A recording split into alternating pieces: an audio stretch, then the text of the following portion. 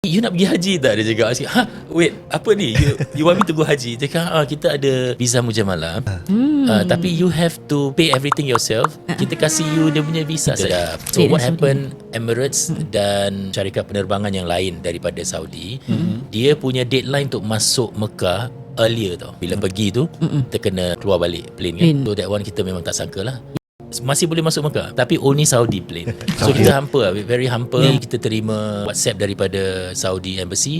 Dia kasih kita surat. Kita mesti bawa surat ni untuk kat Jeddah airport tu, tunjukkan dia yang kita boleh masuk ke Mekah. So ada 2 orang lagi jemaah ikut kita. So kita bookkan untuk semua orang. So kita dapat bookkan dia economy. So saya dengan anak saya ambil business. Tapi anak saya cakap dengan saya apa tau, "Ayah, I think kita kasih 2 orang business class kita ni." Saya risau administration tu, logistik, administration, hotel, I'm in charge of that.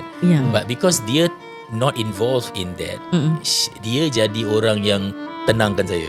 So dia your eyes yang you tak nampak masa tu. So dia yang macam look out for everything. So kat situ mula saya punya pelajaran haji sebenarnya.